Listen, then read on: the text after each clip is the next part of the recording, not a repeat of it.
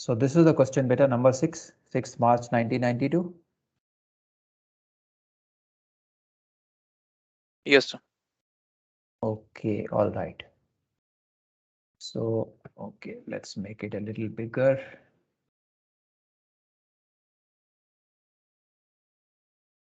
6th March 1992 PM at ship in DR longitude so and so, the following simultaneous observations were made.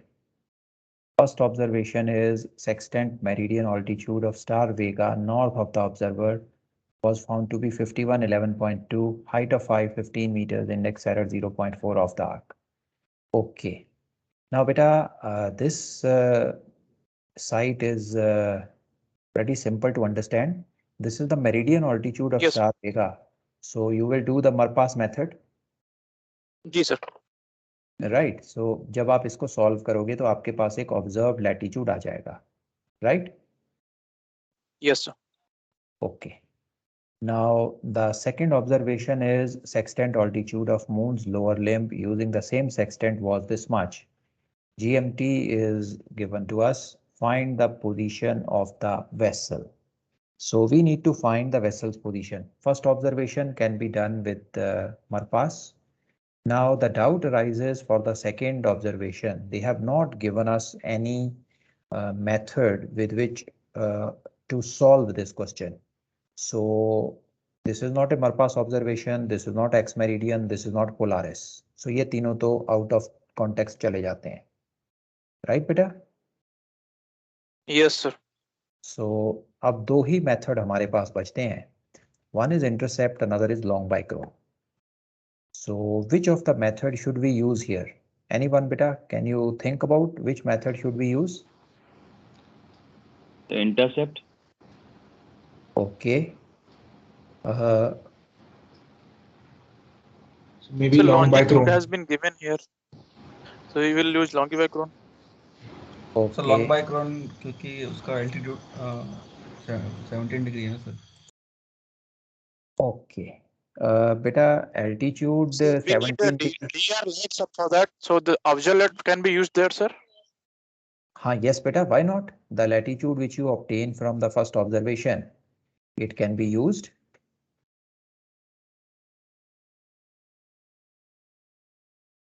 There is no other latitude. Sir, since it, yes, sir, because no other latitude, no. No other latitude. Otherwise, this is a, I mean, simultaneous. They should give, but they have not given. So they want you to calculate the latitude from first observation and then use it in the second observation. So let us now see which observation should we use. When we solve the first observation, we are going to get a observed latitude. Let me draw it here. Let's say this is the observed latitude which we got.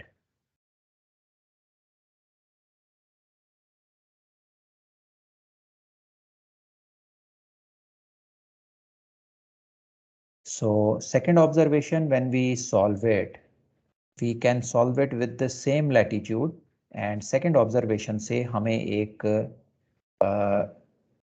observed longitude मिलेगा.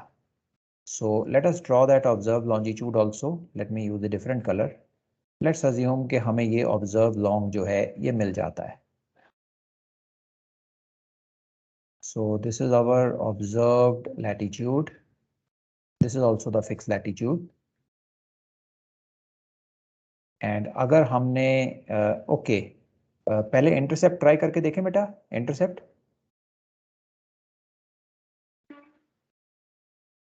Yes, sir. Let's first try out the intercept method. Intercept method के लिए हमें क्या करना पड़ेगा? हमें सबसे पहले तो dr lat को ड्रॉ करना है, सॉरी dr long को ड्रॉ करना है. dr longitude is given. So let's say the dr longitude was here. अब हमारे पास dr longitude आ गया, ये पोजीशन हम यूज करेंगे. Then we will calculate the azimuth of the body. Let us say this is the azimuth which we got.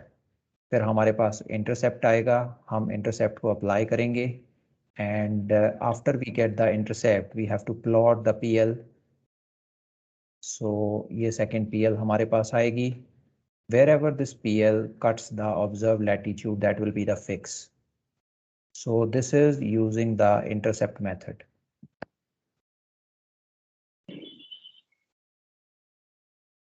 Right बेटा, intercept से ऐसे हो जाएगा. Yes sir. Sir Okay. यहाँ पे सर ये DRNA दिया नहीं है, तो अगर अपन ये लॉन्ग बाय क्रोन से अगर इसको करेंगे तो सर वो तो उसी पे आ जाएगा जहाँ अपना वो मतलब जो लॉन्गिट्यूड अपन जो लिया हुआ है ना सर, उसी पे मतलब आएगा वो तो. Very good. इंटरसेप्ट से करना पड़ेगा. PL उसी प्लॉट हो जाएगी, so we cannot use actually long background. Very हाँ. good. Very good. मैं अभी आपको करके दिखाता हूँ. आप जो बोल रहे हो बिल्कुल सही है. I just wanted you to compare. अब हम यूज करते हैं लॉन्ग बाय क्रोन. तो पहली ऑब्जर्वेशन तो हमने ऑब्जर्व लैट निकाल लिया in the same way. Now for the second observation we use long by chron. We don't use intercept. When you use long by Cron, you will get a observed longitude. Let us say this is our observed longitude. अब बेटा जो PL होती है long by Cron की, वो कहाँ से पास करती है? It passes from the latitude used and the observed longitude which you attained. So हमारे पास latitude used भी है, हमारे पास observed long भी है. So PL is going to pass from this point. Right? So let us say azimuth भी हमने निकाल लिया, ये azimuth आ गया, इसके परपेंडिकुलर ये PL आ गई हमारी. This is the PL and इस केस में पोजीशन कौन सी होगी? If you look carefully, this itself is the position Center. because this is the position where the observed lat and the long by Cron PL is intersecting. Sir both methods में same ही आना चाहिए ना sir fix. दोनों में तो Yes. Same आना चाहिए sir ऐसे. Now let's compare. ये दोनों मेथड अब हमारे सामने आ गए. ये हमने इंटरसेप्ट यूज किया था. Red colour is the intercept और लेफ्ट साइड में जो डायग्राम है this is using long by chron. दोनों केसेस में आंसर सेम आएगा. There will be no difference in the answer. Answer will be same. Difference कहाँ पे आएगा? अगर आप इंटरसेप्ट मेथड यूज करते हो तो आपको साइट वर्कआउट करनी है, एजीमुथ निकालना है, इंटरसेप्ट निकालना है और प्लॉटिंग करनी है, तब आपको फिक्स मिलेगी. अगर आप लॉन्ग बाय क्रोन यूज करते हो, अब हमने देख लिया है बेटा Observed कि जो ऑब्जर्व लॉन्जिट्यूड आता है वही हमारा फिक्स लॉन्जिट्यूड भी है इस केस में. Yes sir. Correct. Now once we know that, तो हमें ना तो एजीमुथ निकालने की जरूरत है, ना ये PL को ड्रॉ करने की जरूरत है और ना ही प्लॉट बनाने की जरूरत है. प्लॉट हमें चाहिए ही नहीं इस क्वेश्चन में. आप तो simply long by chron formula लगाओ और ऑब्जर्व लॉन्जिट्यूड निकाल लो. वही ऑब्जर्व लॉन्जिट्यूड आपका फिक्स लॉन्जिट्यूड है. So the long by Cron method is much quicker and easier as compared to intercept. Intercept में साइट वर्कआउट करनी पड़ेगी, एजीमुथ निकालना है, प्लॉट बनाना है और प्लॉटिंग से पोजीशन मिलेगी. लॉन्ग बाय क्रोन से कुछ नहीं करना, एजीमुथ भी नहीं निकालना, प्लॉटिंग भी नहीं करनी.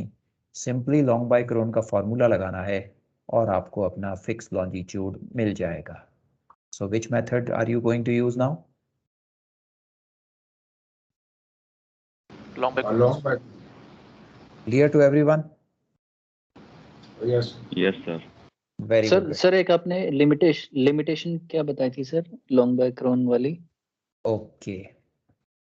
लॉन्ग बाय क्रोन की बेटा जो लिमिटेशन है वो ये है, long by chron should not be used when the body is close to the meridian. Okay, that is the only limitation. ठीक है सर.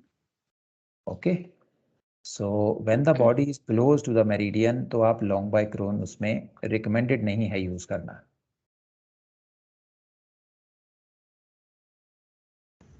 सर मतलब ट्रू एल्टीट्यूड जिसका ज्यादा होगा उसका नहीं करना है लॉन्ग बाय क्रोन. नहीं नहीं नहीं नहीं बेटा, एल्टीट्यूड के साथ कोई लेना क्लोज देना टू नहीं है. मेरिडियन. एजीमुथ के साथ लेना देना है.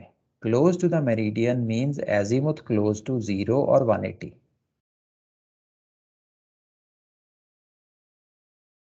Okay, did you get it बेटा? Yes sir. सो ऐसा पॉसिबल है कि body close to the meridian हो और उसका एल्टीट्यूड कम हो. 30 डिग्री एल्टीट्यूड पे भी आपके मेरिडियन पे आ सकता है सन. सो एल्टीट्यूड के साथ कोई लेना देना नहीं है.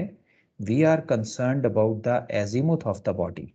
The azimuth should not be close to 0 or 180, or the body should not be close to the meridian. Okay, बेटा? इस केस में सर फिर रफ डायग्राम बना के पता लगेगा. जस्ट हम स्टार्टिंग में रफ डायग्राम बना लेंगे, फिर पता लग जाएगा कौन सा मेथड यूज करना चाहिए.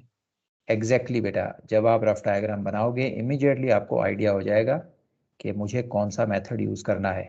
इनफैक्ट अब तो आपको पता चल ही गया है कि अगर ऑब्जर्व लैटीट्यूड या फिक्स लैटीट्यूड आपके पास हो तो लॉन्ग बाय क्रोन को यूज करना बेनिफिशियल है, क्योंकि लॉन्ग बाय क्रोन आपको स्ट्रेट अवे फिक्स लॉन्जिट्यूड दे देगा. ठीक है सर. ओके यस सर अगर इसी क्वेश्चन में अगर डीआर दिया होता सर तो ओके.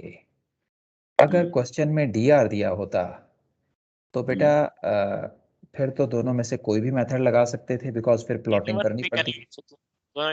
Yes sir. हाँ सर, फिर तो करनी पड़ेगी plotting. Right, because then the long bicron also will be basis the dr position only. Intercept will also be basis the dr position only.